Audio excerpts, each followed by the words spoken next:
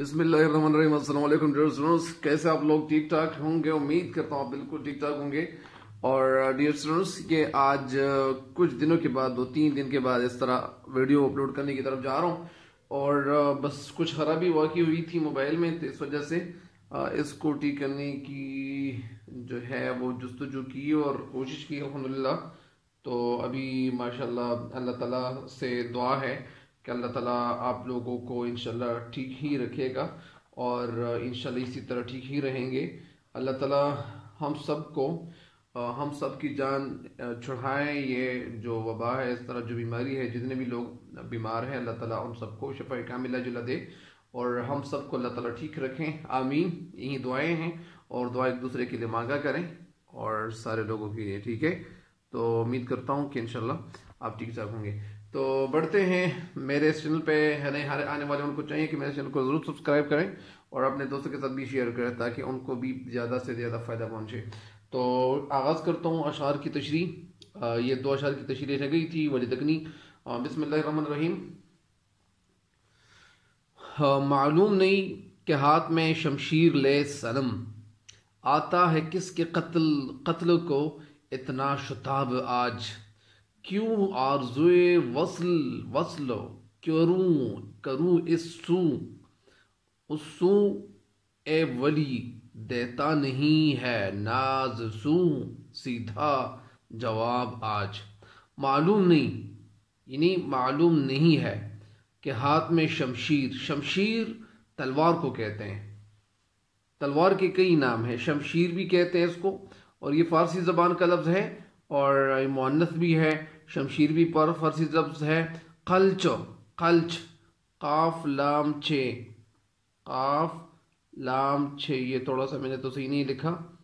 لیکن آپ صحیح لکھیں، قاف لام 6، تو یہ قلچ ہے۔ قلچ ابھی تھوڑا سا صحیح نظر آئے گا انشاءاللہ۔ تو قلچ، اس کو قلچ بھی کہتے ہیں، فارسی زبان کا لفظ ہے اور یہ مؤنث ہے۔ قلچ بھی کہتے ہیں، شمشیر بھی کہتے ہیں، اور تلوار بھی یہی ہے۔ تلوار اور شمشیر اور قلچ یہ تینوں ایک لفظ ہے، فارسی زبان کے لفظ ہے، اور یہ مؤنث بھی ہے۔ بہرحال شمشیر لے صنم یعنی شمشیر لے صنم محبوب، یعنی معلوم نہیں کہ ہاتھ میں شمشیر لے صنم، یعنی معلوم نہیں ہے کہ صنم نے، محبوب نے تلوار اٹھایا ہوا ہے۔ آتا ہے کس کے قتل کو اتنا شتاب آج، شتاب جلدی، یعنی محبوب کے ہاتھ میں تلوار ہے، اور پتہ نہیں وہ کس کو قتل کرنے جا رہا ہے۔ تو ظاہری بات ہے کہ کس کو قتل کرنے جا رہا ہے، یا تو کسی وہ رقیب کو قتل کرنے کی طرف جائے گا، یا عاشق کو، لیکن عاشق کو قتل کرنے کی طرف آ رہا ہے۔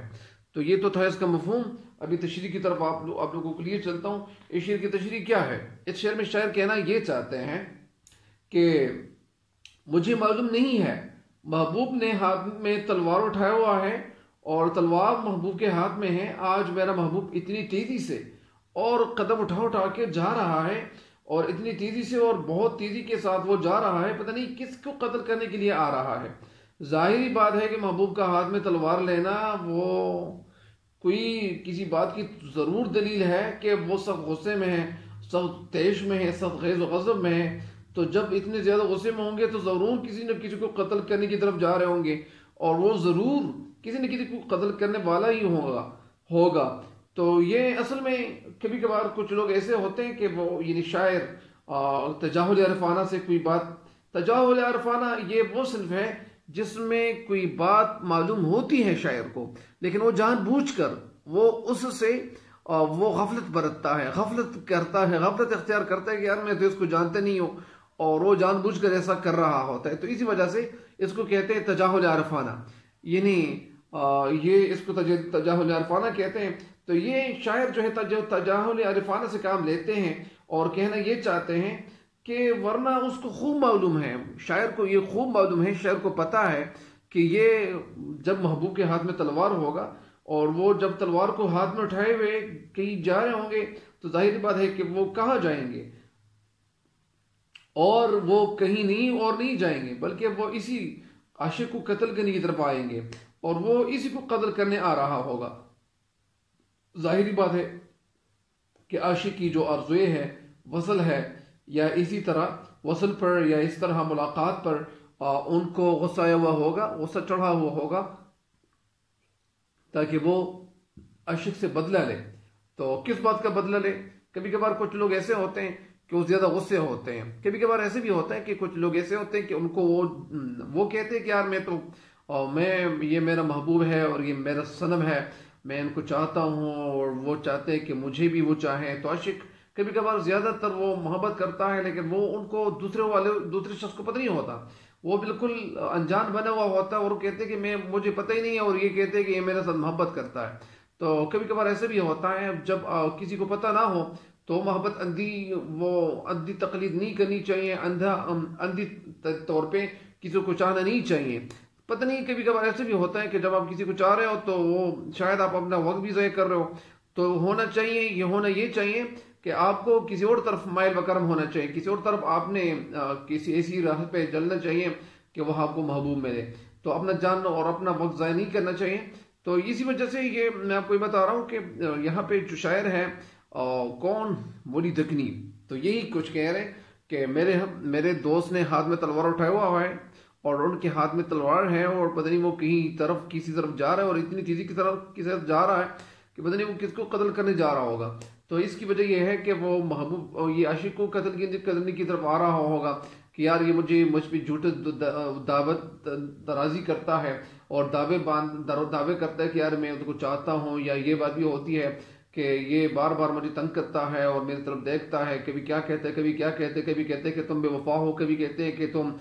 میرے ساتھ وفا نہیں کر سکتے ہیں. اس طرح یہ الٹی سیدھی باتیں یہ شاعر نے یا عاشق نے کی چکی ہوں گی اور اس وجہ سے یہ ان کو غصہ چڑھا ہوا ہوگا، یا وہ شاید کسی نے ان کو غصہ دلایا ہوا ہوگا کہ یار یہ تو ولی دکنی جو ہے یہ اس طرح کچھ کہہ رہے ہیں، یا جو عاشق ہے اس طرح کچھ کہہ رہے ہیں. تو یہ باتیں بھی کبھی کبھار ہوتی ہیں. اور کبھی کبھار کچھ لوگ ایسے بھی کہتے ہیں کہ یار جب سچ آنے کا وقت ہوتا ہے تو سچ دور ہوتا ہے، کہ جب سچ نے آنا ہوتا ہے تو وہ جھوٹ نے پہلے ہی بہت زیادہ خرابی پیدا کر چکی ہوتی ہیں، بہت سارے لوگوں کے گھر اجاڑ چکے ہوتے ہیں. تو اسی وجہ سے سچ کی تلاش اور سچ کو ہی برداشت کرنا چاہیے. اور سچ بات یہ ہوتی ہے کہ یہ اسی وجہ سے کبھی کبھار کچھ لوگ ایسے ہوتے ہیں کہ وہ سچ کو برداشت نہیں کر سکتے، اور کبھی کبھار وہ سچ کو برداشت کرنے کی طرف یا وہ جھوٹی باتیں ہوتی ہیں اور وہ ان کو سچ کرنے کے لیے جب کہیں ایسے قدم اٹھاتے ہیں تو پھر جب وہ وہاں آ جاتے تو پھر ان کو پتہ چل جاتا ہے کہ یار یہ بات تو جھوٹی تھی، اور یہ ویسے بھی مجھے کسی نے غصہ دلایا ہوا تھا کہ یار یہ جو عاشق ہے آپ کو اس طرح کہہ رہا ہے، کچھ اس طرح الٹی سیدھی باتیں کہہ رہا ہے. تو یہ کبھی کبھار محبت میں یہ وقت بھی آ جاتا ہے، کبھی کیا ہوتا ہے. تو بہرحال اس شعر کی تشریح مکمل ہو گئی ہے. آج کا جو آخری شعر ہے یہ ہے کہ کیوں آرزوئے وصل کروں اس سو اے ولی، دیتا نہیں ہے ناسوں سیدھا جواب آج. آرزو وصل یعنی وصل کی آرزو، ملاقات کی آرزو، کروں اس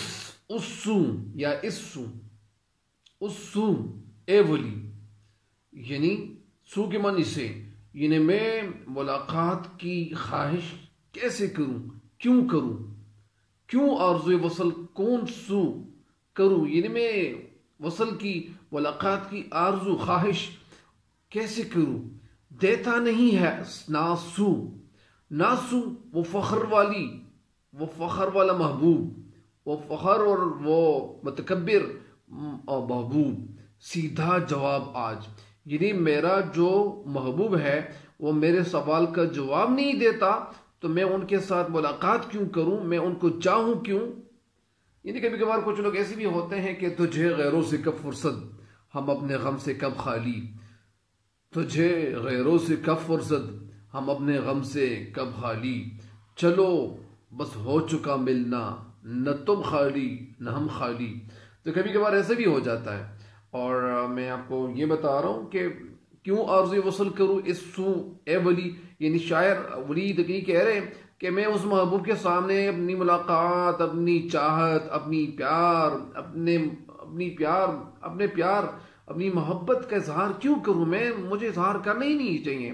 دیتا نہیں ہے ناسوں سیدھا جواب آج، کیونکہ وہ میرا جو محبوب ہے وہ ناز اور نخرے سے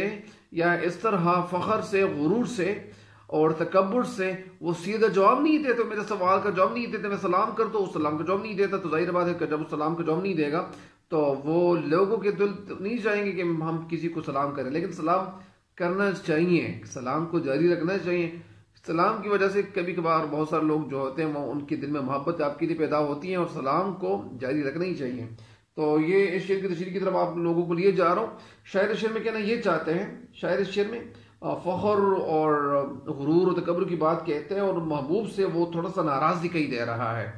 یعنی آپ جب شعر کی تشریح کر رہے ہوں گے تو آپ کو یہ کرنا چاہیے، آپ کو لکھنا چاہیے کہ شاعر ولی دکنی اس شعر میں اپنے محبوب سے ناراضی کا اظہار کر رہا ہے، ناراضگی نہیں، ناراضی کا اظہار کر رہا ہے، اور وہ اس کے غرور اور تکبر کے حوالے سے کہہ رہا ہے۔ اور کیا کہہ رہے ہیں کہ یار میرا جو محبوب ہے، میں ان کے ساتھ وصل کی، ملاقات کی خواہش کیوں رکھوں، کیوں میں ان سے ملاقات کرنے کی آرزو کروں، کیونکہ وہ اپنے حسن پر وہ اس قدر مغرور ہے کہ وہ میری کسی بات کا جواب بھی سیدھی طرح نہیں دیتا ہے، وہ میرے سوال کا جواب نہیں دیتا، میں جب بھی سلام کرتا تو سلام کا جواب نہیں دیتا، تو ظاہر بات ہے کہ وہ مغرور ہوگا، اور اس کے اس سخت رویے کی وجہ سے وہ عاشق جو ہے اس سے یا اس کے ساتھ کچھ کرنے کی، کچھ کہنے کی، اور کچھ بات کرنے کی، کسی بات کہنے کی، چھیڑنے کی کیا نہیں کر رہا، جرت نہیں کر رہا، اور وہ اس سے تمنا اظہار، اور اس سے اظہار تمنا کرتے ہوئے ڈر رہا ہے۔ یعنی جو محبت کی تمنا ہے وہ اس لیے نہیں کر رہا، اس کے ساتھ اس لیے نہیں کر رہا کہ یہ ڈر رہا ہے کہ ایسا نہ ہو کہ یار یہ تو بڑا تیز محبوب ہے، ایسا نہ ہو کہ یہ کچھ کہہ لیں اور یہ غصہ نہ ہو اور یہ ان کو کچھ ہو نہ جائے، تو اس وجہ سے یہ معلوم ہو رہا ہے کہ یہ ان سے ڈر رہا ہے۔ اور معلوم ہوتا ہے کہ عاشق جو ہے وہ معشوق کی جو سائیکولوجی ہے، یا معشوق کی یا محبوب کی جو نفسیات ہے، یہ بات بھی کبھی کبھار یہ ہمارے لیے فکر لاحق فکر ہوتی ہے، یا لاحق فکر ہوتی ہے کہ کبھی کبھار ہمیں دوسرے کی جو نفسیات ہے، ان کی جو سائیکولوجی ہے، ان کو جانچنا چاہیے، ان کی پیمائش کرنی چاہیے کہ یار یہ اس کا جو میرے جو محبوب ہے ان کی سائیکولوجی کیا ہے، تو سائیکولوجی کے حوالے سے پوچھنا چاہیے، یہ بات کو پتہ چلانی چاہیے کہ یار یہ جو محبوب ہے ان کی نفسیات کیا ہے، ان کی نفسیات سے آگاہی حاصل کرنی چاہیے، ان کی نفسیات سے خود کو آگاہ کرنا چاہیے، آگاہ رکھنا چاہیے، تاکہ آپ ان کے نفسیات سے جب آگاہ نہیں ہوں گے تو ظاہری بات ہے کہ آپ ان کے ساتھ محبت کیسے کریں گے۔ اگر آپ ان کے ساتھ محبت کریں گے اور آپ کو وہ پتہ نہیں چلے گا کہ یار یہ جو ان کی نفسیات ہے، نفسیات کیا ہے، تو جب آپ نفسیات کو جانیں گے، آپ جانچیں گے، پیمائش کریں گے، آپ کے ذہن میں وہ جو ایک سٹرکچر ہے، وہ جو ایک ساخت ہے، اور وہ کلیئر ہو، تو پھر کوئی مسئلہ نہیں ہوگا۔ یعنی معلوم ہوتا ہے کہ عاشق بیچارہ وہ معشوق کی نفسیات سے بالکل آشنا نہیں ہے، اور وہ اس لیے ڈر رہا ہے، کہ ایسا نہ ہو کہ محبوب کی یہ جو بے رخی ہے، یہ جو فخر ہے، یہ دراصل کبھی کبھار ایسے بھی ہو جاتا ہے، یا زیادہ تر ایسا ہوتا ہے، آلموسٹ یہ ہو جاتا ہے کہ کچھ محبوب ایسے ہوتے ہیں کہ وہ محبوب جو ہے وہ سوال کا جواب اس لیے نہیں دیتا کہ وہ فخر اور وہ غرور نہیں کرتا، بلکہ وہ اصل میں اپنی قیمت، اپنے آپ کو جتانا چاہتا ہے، اور وہ کہتے ہیں کہ یار میں کتنے قیمتی ہوں، اور میری کتنی امپورٹنٹ ہے، میری کتنی اہمیت ہے، تو اپنی اہمیت کے بعد جتانے کی کوشش کرتا ہے، اور وہ کہتے ہیں کہ یار میری بھی وہ قدر کرنی چاہیے، میرے ساتھ جب محبت کرتے ہیں لوگ تو وہ میں بھی محبت یعنی کرتا ہوں، لیکن یہ سبب نہیں ہے، یہ محبوب اگر میں مراد لوں تو وہ محبوب جو ہے اس کا جو صنم ہے، تو شاعر یہ سمجھ رہا ہے کہ یہ میرے ساتھ محبت نہیں کر رہا، لیکن وہ ان کے ساتھ محبت تو کر رہا ہے، لیکن اصل میں وہ ان پہ دکھا نہیں رہا، ان کو بتا نہیں رہا کہ میں بھی آپ کو چاہتا ہوں اور میں بھی آپ کے ساتھ محبت کرتا ہوں۔ تو کبھی کبھار ایسا بھی ہو جاتا ہے کہ محبت دونوں طرف سے یعنی ہونی چاہیے، اور دونوں طرف سے ہی محبت کامیاب ہو جاتی ہے، ایک طرفہ محبت جو ہے وہ کبھی کامیاب نہیں ہوئی ہے اور نہ کبھی کامیاب ہو سکتی ہے، تو اس وجہ سے کبھی کبھار ایسے بھی ہو جاتا ہے کہ وہ عاشق جو ہے وہ ان کی نفسیات سے آگاہ نہیں ہوتا، اور وہ دوسرا جو ہے وہ بھی اس کو چاہ رہا ہے، یہ جس کو چاہ رہا ہے وہ بھی اس کو چاہ رہا ہے، لیکن وہ کبھی کبھار یہ عاشق جو ہے وہ سمجھ رہا ہے کہ یہ میرے ساتھ محبت نہیں کر رہا، تو یہ کبھی کبھار ایسے ہی معاملہ پیش آتا ہے، اور اسی وجہ سے محبوب کبھی کبھار اپنی قیمت کو، اپنی قدر و قیمت کو، اپنی جو قیمت ان کی تو اس قیمت کو بڑھانے کی کوشش کرتا ہے کہ میری بھی کچھ ویلیو ہونی چاہیے، میری بھی کچھ ویلیو اس لیے ہونی چاہیے کہ میں ویلیویبل ہوں، میری بہت زیادہ قیمت ہے. تو اسی وجہ سے وہ کبھی کبھار ایسے ہی کرتا ہے، اور کبھی کبھار یہ اس لیے کرتا ہے کہ وہ اس سے محبت میں مزہ بھی آ جاتا ہے، اور محبت میں جب یہ قراری نہ ہو، اور ظاہری بات ہے کہ جو کام آپ کی پہلے کر رہے ہو اور اس کام میں آپ کو دشواری نہ ہو، تکلیف نہ اٹھانی پڑے، تو ظاہری بات ہے کہ اس محبت کو کوئی مزہ نہیں ہوتا اور وہ محبت کامیاب نہیں ہوتی ہے. تو تکلیف اٹھانی چاہیے. لیکن کبھی کبھار عاشق جو ہے وہ بھی تکلیف اٹھانے کے وہ دل برداشت ہو جاتے ہیں، اور کبھی کبھار وہ عاشق جو ہے وہ کہتے ہیں کہ اشک آنکھوں میں کب نہیں آتا، لہو آتا ہے جب نہیں آتا، اور ہوش جاتا نہیں رہا لیکن جب وہ آتا ہے تب نہیں آتا. اور کبھی کبھار عاشق یہ بھی کہتے ہیں کہ کو چاہیے ایک عمر اثر ہونے تک، کون جیتا ہے تیرے زلف کے سر ہونے تک. ہم نے مانا کہ تغافل نہ کرو گے لیکن خاک ہو جائیں گے ہم تم کو خبر ہونے تک. تو کبھی کبھار ایسے بھی ہو جاتا ہے. اور یہ اس غزل کی تشریح مکمل ہو گئی ہے. امید کرتا ہوں کہ اگلی غزل جو ہے وہ کیا ہوگی، اور وہ انشاءاللہ وہ بہت خوبصورت غزل ہے. اور وہ اس کا ایک شعر ہے کہ کیا مجھ عشق نے ظالم کو آپ آہستہ آہستہ، کہ آتش گل کو کرتی ہے گلاب آہستہ آہستہ. تو وہ انشاءاللہ اس غزل کی تشریح کی طرف بھی انشاءاللہ پھر جاؤں گا، لیکن آج کے لیے اتنا ہی کافی ہے، اور اب اس وقت کے لیے اتنا ہی کافی ہے. مجھے بھی اپنی دعاؤں میں یاد رکھیں، اور میں بھی آپ لوگوں کو دعاؤں میں یاد رکھوں گا. اللہ نگہبان.